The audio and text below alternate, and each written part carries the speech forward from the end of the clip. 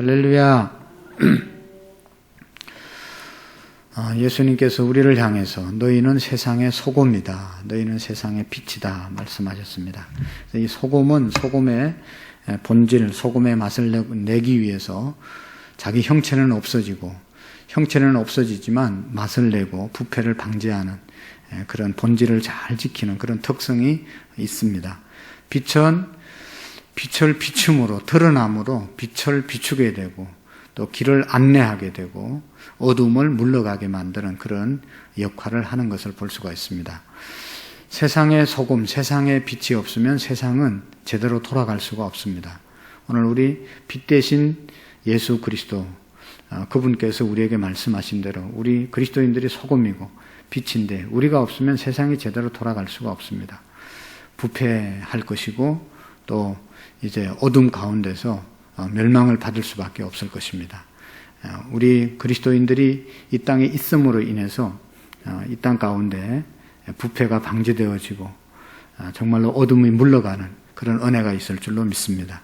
그런 삶을 살기 위해서 우리가 노력해서 되는 것이 아니라 빛 대신 예수님 앞으로 나아가고 빛 대신 예수님을 마음속에 늘 품고 그분을 묵상하고 살아가게 될 때 우리의 삶이 빛이 되고 소금이 될 줄로 믿습니다. 여러분, 주님을 묵상하고 사시죠? 주님을 바라보고 사시죠? 주님을 향해서 늘 나가고 계시죠? 그러면 우리의 삶은 빛이 되는 것이고 그러면 우리는 소금의 삶을 살아갈 수 있는 것입니다. 우리의 착한 행실로 인해서 많은 사람들에게 하나님께 영광을 돌리게 하라. 이 말씀을 우리가 언제나 기억하면서 우리 교회가 이곳에 있음으로 인해서 이 지역에 어둠이 물러가고 정말로 십자가의 빛만 비치는 것이 아니라 불빛만 비치는 것이 아니라 구원의 빛이 비춰지는 그런 교회가 되도록 우리가 함께 기도하는 은혜가 있기를 축복합니다. 오늘의 말씀은 우리가 잘 아는 것처럼 마태복음 27장 1절부터 10절의 말씀까지 보면 밤새도록 대제사장과 백성들의 대표들, 장로들과 백성들이 예수님을 죽이려고 작정을 하고 가야바 앞에서 죽이기로 결의하고 이제 그것을 통과하기 위해서 빌라도에게 예수님을 데리고 와서 빌라도의 재판을 받는 그런 장면이 오늘 말씀의 내용입니다. 지난주에는 이제 그 과정 속에서 가룟 유다의 행동을 우리가 함께 보았습니다. 베드로도 실수하고 가룟 유다도 실수했지만 베드로도 예수님 부인하고 가룟 유다도 예수님을 부인했던 그런 적이 있습니다. 둘 다 뉘우쳤습니다. 그런데 베드로는 뉘우치고 난 다음에 대사도가 되고 가룟 유다는 스스로 뉘우쳐 목매어 죽으니라 그랬는데 그 이유가 이 가룟 유다는 회개할 수 있는 기회를 놓쳐버렸다.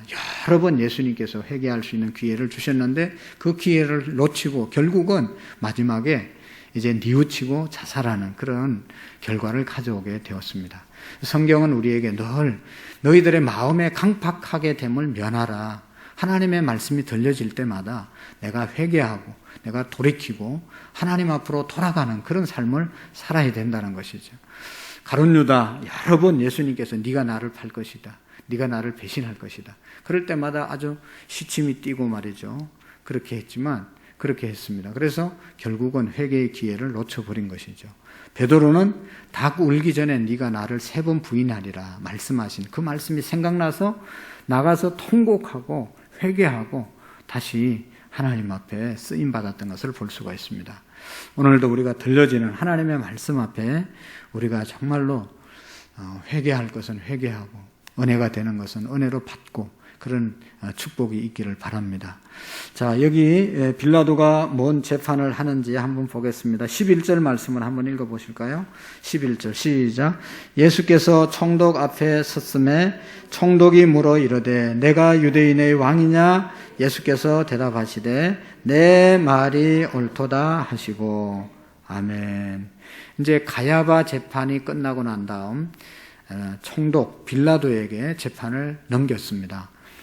왜 넘겼다고 그랬죠? 예수님을 죽이려고 하니까 이스라엘 백성들 재판에서는 가야바의 재판에서는 예수님을 사형할 수 있는 그런 권한이 없었습니다. 사형은 오직 로마에서 파송받은 총독 빌라도에게만 권한이 있었기 때문에 그 사형 언도를 받아내기 위해서 빌라도에게 넘겼습니다. 그래서 빌라도가 붙잡혀 온 예수님에 대해서 죄를 신문하고 이제 재판을 하는 것이죠. 그래서 이 빌라도가 묻는 말이 뭐예요? 저 사람들이 얘기하는 것처럼 네가 정말로 유대인의 왕이냐? 예수님이 지금 유대인의 왕이라고 하는 그런 제목으로 붙잡혀 왔거든요. 그래서 그것이 정말로 그렇다고 하면 이제 죄가 되어서 죽이려고 하는데 유대인의 왕이냐고 그렇게 해서 물었습니다. 이 사실을 통해서 우리가 빌라도의 재판을 보면서 몇 가지 교훈을 받을 수가 있습니다. 여러분이 빌라도는 예수님이 죄가 없다는 사실을 누구보다도 잘 알고 있으면서 계속 재판을 하는 모습을 우리가 볼 수가 있죠. 이 빌라도는 예수님이 자기에게 이렇게 이송되어 왔을 때 예수님은 종교적인 문제로 왔나 보다 하고 예수님을 쉽게 그냥 처리하려고 했습니다. 그래서 다른 복음서에 보면 빌라도가 몇 가지 더 질문을 예수님께 합니다. 그리고 난 다음에 다시 이 사람은 죄가 없다. 내가 이렇게 재판해야 될 이유가 없다. 그러면서 대제사장들에게 다시 돌려보냅니다. 그러니까 대제사장들이 다시 자기들은 사형 언도권이 없기 때문에 다시 빌라도에게 넘겨주고 그래서 빌라도는 다시 받고 다시 이제 이 재판을 하게 된 것을 볼 수가 있습니다. 그래서 빌라도는 예수님을 재판을 시작할 때 단순한 문제라고 생각을 했고 예수님은 뭐 별로 죄가 없다. 자기들 종교 가지고 뭐 예수님이 하나님이라고 했다. 뭐 이런 자기들의 문제지 윤리나 도덕이나 또 어떤 법적인 문제가 있는 것이 아니다. 그렇게 생각하고 빌라도는 쉽게 예수님을 이렇게 생각을 했습니다. 그런데 이 빌라도를 보면 여러 가지 빌라도에 대한 문헌들을 보면 빌라도는 존경받는 그런 정치인이 못 되었다는 것입니다. 어떤 면으로는 잔인하고 감정적이고 굉장히 탐욕적인 정치인이었다고 합니다. 그래서 존경을 받지 못하는 그런 정치인이었습니다. 그런데 예수님의 재판을 하는 과정에서는 예수님에게서는 어떤 죄나 사형 선고를 내릴 만한 혐의를 발견할 수가 없었습니다. 빌라도가 예수님께 정말로 내가 유대인의 왕이냐고 말한 적이 있냐고 질문을 하죠. 예수님은 이 질문에 대해서 앞에서 대제사장들이 물을 때와 똑같은 대답을 합니다. 그 말이 내가 말하였도다. 여기 11절 내 말이 옳도다. 그렇게 대답을 합니다. 그러니까 또다시 빌라도가 예수님께 물어봅니다. 그 질문이 거기에 나와 있죠. 12절 말씀을 한번 보실까요? 시작. 대제사장들과 장로들에게 고발을 당하되 아무 대답도 하지 아니하신지라. 13절에 보면 이에 빌라도가 이르되 그들이 너를 쳐서 얼마나 많은 것으로 정언하였는지 듣지 못하였느냐 하되 라고 말씀을 합니다. 그 말을 하니까 예수님이 침묵을 하게 되었습니다. 네가 유대인의 왕이냐 그렇게 말했을 때는 물었을 때는 네 말이 옳도다. 내가 유대인의 왕이다. 그런 말씀이죠. 그런데 다른 증거들도 많은데 그것은 거짓으로 예수님을 죽이려고 만들어낸 증언들이라고 그랬죠. 그런 것을 묻고 그런 것이 사실이냐고 이제 확인할 때 예수님께서는 침묵을 하셨다는 것입니다. 거짓에 대해서는 침묵하신 예수님이십니다. 빌라도는 예수님을 재판하면서 그분의 혐의가 없다는 사실을 알게 되었죠. 그는 예수님은 그 재판 앞에서 두려워하지 않고 초연한 법정 앞에 있는 모습을 보고 오히려 빌라도가 충격을 받는 모습을 볼 수가 있습니다.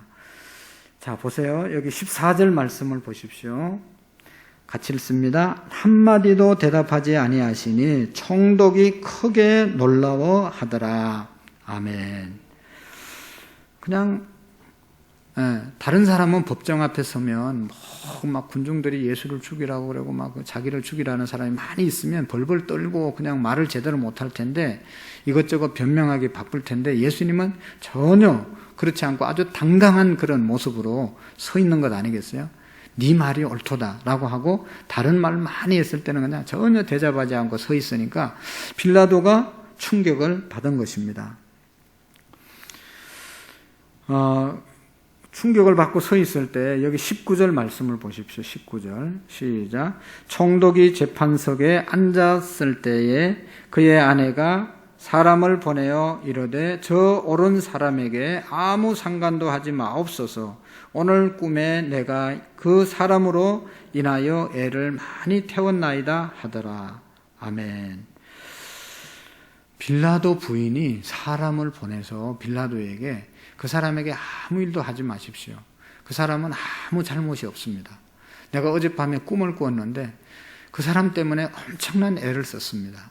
전설에 의하면 이 빌라도의 이제 부인은 예수님을 믿는 그런 사람이었다고 합니다. 그러니까 빌라도가 봐도 아무런 죄가 없고 그의 부인이 봐도 아무런 죄가 없는 사람을 유대인들이 막 죽이라고 하니까 이게 너무나 어려운 것이죠. 그래서 남편에게 재판을 하지 말고 손을 떼라 그렇게 사람을 보낸 것이죠. 그래서 빌라도는 예수님에게 혐의가 없다는 사실을 빌라도의 부인의 꿈에서도 나타났다. 그 말을 듣게 됩니다. 재판이 진행되어 청중이 예수님을 십자가에 못 박으라고 소리를 지를 때 빌라도는 이런 말을 합니다. 고민하는 가운데 23절 한번 보실까요? 사람들이 막 이제 계속해서 예수님을 십자가에 못 박으라고 그렇게 할 때 빌라도 23절 시작. 빌라도가 이르되 어찌 미냐 무슨 악한 일을 하였느냐. 그들이 더욱 소리 질러 이르되 십자가에 못 박혀야 하겠나이다 하는지라. 아멘. 무슨 악한 일을 했냐. 그러니까 그냥 정거는 안 되고 그냥 막 여론을 조성해가지고 막 데모를 하면서 예수님을 십자가에 못 박아 죽여야 된다고 말하는 것 아니겠습니까? 그래서 그는 본의 아니게 예수님을 십자가에 내주면서 너무 괴로워하면서 24절에 보십시오. 뭐라고 하는지. 빌라도가 이르되 어찌 미냐 무슨 악한 일을 하였느냐. 그들이 더욱 소리질러 이르되 십자가에 못 박혀야 하겠나이다 하나이다 하는지라. 24절 빌라도가 아무 성과도 없이 도리어 밀란이 나르는 것을 보고 물을 가져다가 무리 앞에서 손을 씻음 이르되 이 사람의 피에 대하여 나는 무죄하니 너희가 당하라. 아멘. 빌라도가 볼 때는 양심적으로나 그 당시에 어떤 법으로 아무런 잘못이 없다는 것을 알기 때문에 나는 어떻게 할 수가 없다. 그러면서 나는 이제 여기 재판에 관련하지 않겠다 하면서 손을 닦는 그런 모습을 볼 수가 있습니다. 예수님을 사형에 내줄 만한 근거를 전혀 찾을 수가 없다는 것이죠. 그렇죠. 여러분 모든 인류가 다 일어나서 예수님을 고발하고 고소한다고 해도 예수님에게는 죄가 없으신 분입니다. 예수님은 죄가 없이 태어났습니다. 여러분 예수님은 하나님의 아들이기 때문에 마리아의 몸을 통해서 성령으로 잉태돼서 나셨기 때문에 예수님에게는 죄가 없으셨습니다. 죄가 없으신 분이어야 우리의 죄를 대속할 수 있기 때문에 죄 없으신 분으로 예수님이 이 땅에 오신 것이죠. 베드로전서 2장 22절에 보면 저는 죄를 범하지 아니하시고 그의 입에 괴사도 없으시며 라고 말씀하고 있습니다. 저는 죄를 범하지 아니하시고 입에 괴사도 없으셨다. 여러분 어떤 사람이든지 어떤 죄든지 크든지 작든지 죄가 있으면 그 죄에 대해서 대가를 받는 것이 당연하지만 예수님은 아무런 죄가 없었다고 말씀하고 있지 않습니까? 흠과 티가 없는 분이 예수님이었습니다. 이것이 예수님의 본성이었고 예수님의 독특한 독특성이었습니다. 그러므로 예수님은 성령으로 마리아의 몸에서 탄생했을 뿐만 아니라 33년 동안 사시는 동안 전혀 죄를 발견할 수가 없었다는 것이죠. 어찌 빌라도가 예수님에게 죄를 찾을 수가 있었겠습니까? 외적인 죄든지 내적인 죄든지 아니면 도덕적인 죄든지 간에 예수님께서는 죄를 찾을 수가 없었다는 사실입니다. 그래서 중요한 건 뭔가 하면 우리 모든 인류의 죄를 대속하실 수 있게 되었다는 것입니다. 죄 있는 사람이 다른 사람의 죄를 대속한다고 하면 말이 안 되잖아요. 자기 죄도 있으면서 자기 죄값으로 죽을 수 있는데 뭐 다른 사람의 죄까지 어떻게 대속할 수 있겠습니까? 그러나 예수님은 죄가 없으신 분이었기 때문에 모든 인류의 죄를 대신 감당하실 수 있었다는 것이죠. 그리고 또 우리 이 빌라도의 재판을 통해서 우리가 발견하고 있는 것은 이 재판하는 과정 속에서 빌라도라는 사람이 양심의 변화가 계속 일어나는 것을 볼 수 있습니다. 양심의 변화가 일어나는 것을 볼 수가 있습니다. 빌라도는 예수님을 만나는 순간, 예수님 앞에 서는 순간 양심이 눈을 뜨게 되는 것을 볼 수가 있습니다. 양심이 눈을 뜨기 시작했습니다. 진리이신 예수 그리스도 앞에 하나님의 아들 예수 그리스도를 만났을 때 빌라도는 양심의 눈을 뜨게 되었습니다. 여러분, 오늘날 양심 없이 살아가는 사람들이 참 많은 것 같지 않습니까? 양심이 없어, 양심이. 양심 머리가 없다고 또 그런 사람도 있어요. 양심에 머리가 있는지 모르지만 양심 머리가 없다고. 그런데 이 빌라도도 별로 양심, 정치하는 분들이 다 그런 건 아니지만 이 양심 지키기가 힘들잖아요. 그러니까 이 빌라도도 그냥 총독으로 오기까지 얼마나 많은 사람들에게 겉모술수를 쏘고 이렇게 이 자리까지 오면서 했겠습니까? 양심이 별로 없었는데 예수님을 만나는 순간 양심이 살아나기 시작하는 것을 볼 수 있습니다. 사랑하는 성도 여러분, 어떤 사람을 보면 무서움을 느낍니까? 권력을 많이 가지고 있거나 돈을 많이 가지고 있거나 세상적으로 지혜롭고 똑똑한 사람을 보면 놀랍지 않습니까? 그러나 더 정말로 우리가 충격을 받고 놀라는 것은 정말로 깨끗한 사람, 죄가 없는 사람을 보면 우리의 마음이 좀 달라지지 않습니까? 충격을 받지 않습니까? 이 빌라도도 예수님을 만났을 때 너무나 세상 사람과 다른 죄가 하나도 없는 것을 발견했을 때, 그분 앞에 섰을 때 그가 충격을 받게 되었다는 것입니다.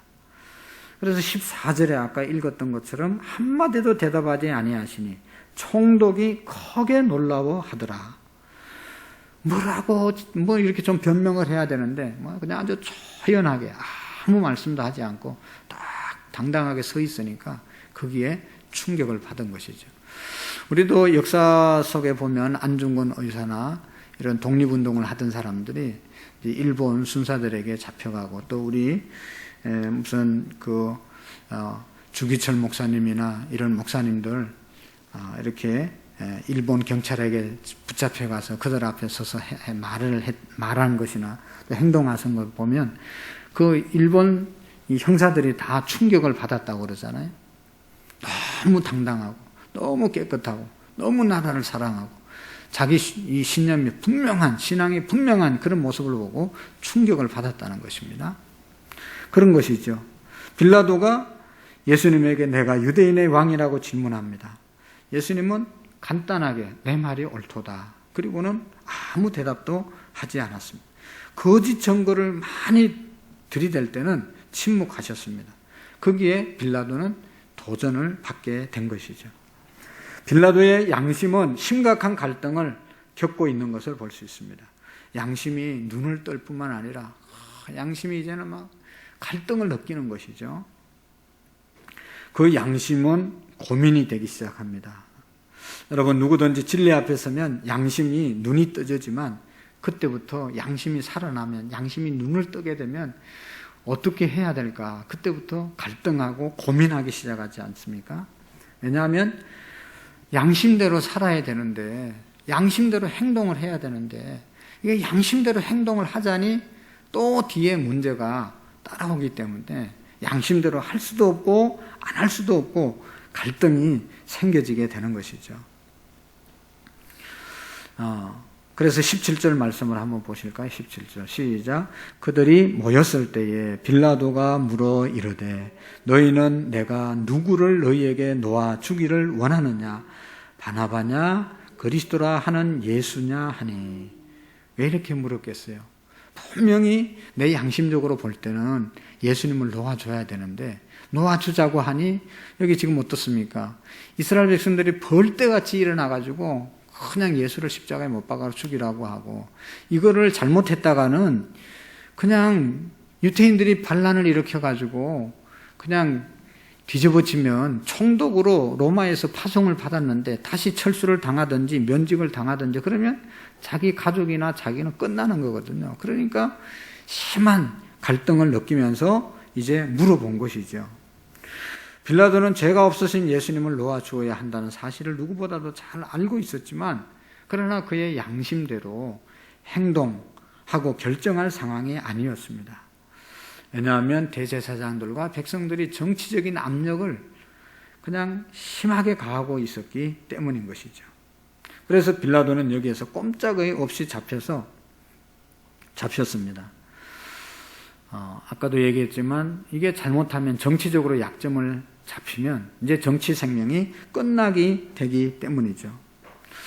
여러분, 우리가 신앙생활 하면서 하나님이 주신 양심, 또 영성, 이런 것들이 있는데 마귀는 항상 그것을 작동하지 못하도록, 또 그렇게 살지 못하도록 마귀는 이스라엘 백성들의 이 군중돌처럼 이렇게 우리가 하나님의 뜻대로 행동하고 하나님의 뜻대로 말하고 하나님의 뜻대로 행하려고 할 때 그렇게 하다가는 넌 큰 손해가 난다. 그렇게 하다가는 어떻게 살려고 할래? 그럴 때가 한두 번이 아니지 않습니까? 마귀는 우리에게 그렇게 유혹합니다. 그래서 우리는 이 마귀는 우리의 약점을 잘 알고 있기 때문에 약점을 찔러서 우리를 꼼짝하지 못하게 하려고 하는 그런 속성이 있음을 우리가 기억하고 우리가 담대하게 믿음의 삶을 살아야 되는 것입니다. 그렇지 않으면 이 갈등하고 있으면 마귀는요, 결국 이제 우리가 알지만 빌라도가 자기 양심대로 재판하지 못하잖아요. 마귀는 우리는 그쪽으로 자꾸 끌고 가려고 한다는 거예요. 그러니까 빛은 타협하면 안 되는데 자꾸만 우리는 타협해서 어두움을 택하는 경우가 왕왕 있게 된다는 것이죠. 그래서 이 빌라도의 양심이 갈등과 고통의 영역을 지나서 결국은 현실에 타협하는 모습을 보게 됩니다. 23절 보실까요? 빌라도가 이르되 어찌미냐 무슨 악한 일을 하였느냐 그들이 더욱 소리질러 이르되 십자가에 못 박아야 하겠다 하나이다 하는지라 계속 소리를 지르는 거죠. 그럴 때 빌라도는 계산을 하잖아요. 계산을. 내가 양심대로 할 것인가 아니면 양심을 저버릴 것인가, 만약 양심대로 하면 어떻게 될 것인가, 아니면 이 사람대로 하면 어떻게 될 것인가 하는 것 정말로 고민하게 되는 것이죠. 양심은 능력이 없습니다. 양심은 나를 깨우고 나를 옳은 대로 인도하려고 하는 그런 것은 되지만 옳은 대로 나를 인도할 만한 능력이 양심에게는 없다는 것을 우리가 발견하게 됩니다. 양심은 양심대로 살게 하는 능력이 없습니다. 양심에게는.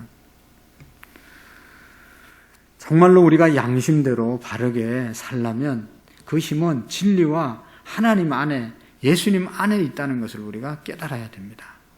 양심적으로 살면 되지. 양심적으로 어떻게 삽니까? 그 양심은 왔다 갔다 하는데 말이죠. 현실과 타협하고 나중에는 절대로 양심대로 행동하기가 어렵습니다. 그 안에 예수님이 들어가고 예수님의 말씀, 성령의 능력이 있어야 우리가 양심을 바르게 갖고 살아갈 수 있는 것이죠. 그래서 여기 24절, 25절의 말씀에 보면 한번 읽어보실까요? 시작. 빌라도가 아무 성과도 없이 도리어 밀란이 나려는 것을 보고 물을 가져다가 무리 앞에서 손을 씻으며 이르되 이 사람의 피에 대하여 나는 무죄하니 너희가 당하라. 백성이 다 대답하여 이르되 그 피를 우리와 우리 자손들에게 돌릴지어다 하거늘. 아멘. 우리는 여기서 양심 자체에 어떤 잘못이 있거나 결함이 있다는 것은 발견할 수 없습니다. 양심은 알고 있었지만, 양심은 알기는 알지만 정의를 선택할 힘이 없다는 것입니다.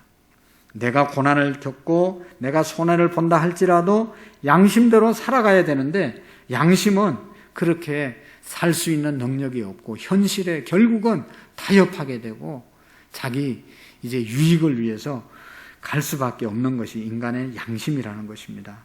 그래서 이 빌라도의 양심은 현실과 타협하면서 결국에는 양심이 마비되게 되는 것이고, 다음에는 침묵하게 되는 것을 볼 수가 있습니다.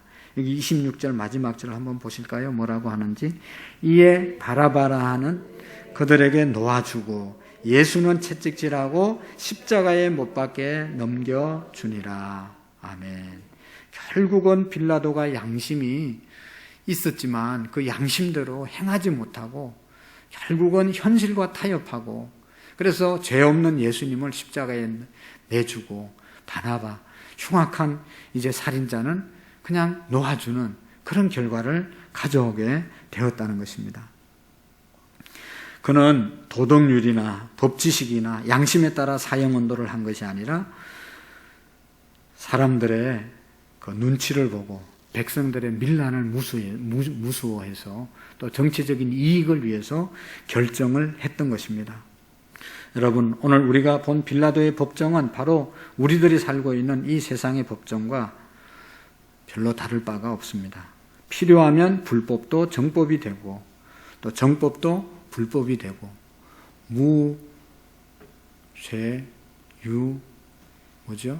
죄가 돈이 있으면 죄가 안 되고 돈이 없으면 죄가 되는, 돈이 있으면 죄를 비싼 변호사 들이대면 또 죄를 많이 탕감받을 수 있고, 그냥 별로 죄가 없는데도 변호사를 대지 못하면 또 죄를 뒤집어 쓰고 벌을 받아야 되는 그런 세상이라는 것입니다. 또한 우리는 법정의 양심에서 인간의 양심의 실상을 볼 수가 있습니다. 인간의 양심이라는 양심의 역할은 어떤 것인가 하는 것을 깊이 깨닫게 됩니다. 양심의 한계, 도덕의 한계를 우리가 발견하게 됩니다. 그러나 하나님을 거부하고 믿지 않는 많은 사람들은 어리석게도 말합니다. 내가 양심을 믿고 살지, 내가 정의를 믿고 살지 라고 말을 하지만 정말로 그 양심과 정의를 우리가 잘 지켜가고 살아가고 있느냐 하는 것이죠. 말은 실상은 그렇게 하지만 딱 현실 앞에 우리가 도달하게 되면 자기의 유불리를 따라서 행동하는 경우가 얼마나 많습니까? 그런 거로 우리가 그런 인간의 양심이나 이 땅의 정의와 윤리와 도덕을 의지할 것이 아니라 예수 그리스도를 우리가 의지해야만 정말로 주님 편에 서게 될 줄로 믿습니다. 어떤 위험이나 압력이 없고 자기를 해치려는 세력이 없을 때는 양심대로 말할 수 있습니다. 그러나 실제로 여러분의 재산과 생명의 위협이 오고 여러분의 이해관계가 얽혀 있을 때는 그 양심이 무력해지고 마비되고 타협하는 결과를 가져온다는 것입니다.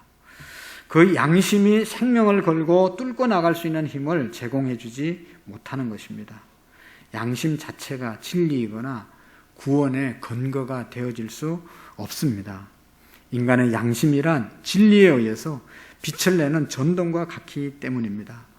우리가 겸손하게 예수 그리스도를 영접하고 진리이신 예수님을 믿어야 되는 이유가 여기에 있는 것입니다.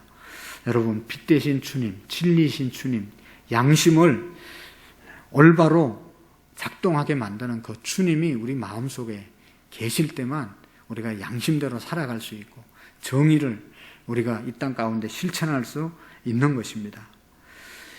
인간의 도덕과 양심과 또 휴머니즘 이런 것을 가지고는 절대로 우리의 영혼 또 우리의 삶을 올바로 인도할 수 없다는 것을 우리가 기억해야 합니다.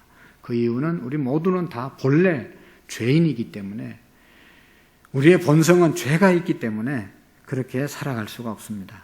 빛 대신 예수님, 진리 대신 예수님, 정말로 우리 양심을 하나님께서 주장해 주지 않으면 우리는 양심대로 살아갈 수 없다는 존재인 것을 다시 한번 기억하고, 예수 그리스도와 늘 연합하고 예수님으로 세례를 받은 자로서 나는 죽고 우리의 삶 속에 예수님만 살아가는 그런 삶을 살 때 양심을 지켜나가고 정의를 지켜나가고 현실과 타협하지 않는 믿음의 삶을 살아가게 될 줄로 믿습니다. 그리스도로 옷 입어라. 그리스도로 다시 지음을 받으라. 새로운 피조물이 되라. 계속해서 우리에게 말씀하고 있습니다. 오늘 우리가 빌라도의 재판을 보면서 양심 믿어서는 안 돼, 믿을 게 안 됩니다. 우리 예수님을 믿어야 되는 것이고 하나님을 믿어야 되는 것이지, 자기 양심, 자기 진리, 자기를 믿으면 현실 앞에서 다 무너질 수밖에 없다는 것을 우리가 다시 한번 기억하고, 주님을 우리의 마음속에, 또 주님을 날마다 바라보고 주님을 의지하고 주님과 함께하는 우리의 삶이 되실 때 정말로 빛이 되고 소금이 되는 삶을 살아가게 될 줄로 믿습니다. 기도하시겠습니다. 좋으신 하나님 아버지, 감사합니다. 빌라도의 재판을 보면서 오늘의 현실을 우리가 생각해 보면 정말로 우리가 바르게 살고 싶지만 바르게 살 수 있는 능력이 우리에게는 없음을 고백하며 전적인 타락한 우리의 모습을 주님께 고백하며 날마다 겸손하고 진실하게 주님만을 의지하고 주님만을 바라보고 주님만을 붙잡는 우리의 믿음이 되게 해 주옵소서. 하나님, 우리 교회가 어떠한 인간의 힘을 의지하는 것이 아니라 주님의 힘을 의지하고 달려가는 몸된 제단 되게 해 주옵소서. 예수님의 이름으로 기도하옵나이다. 아멘.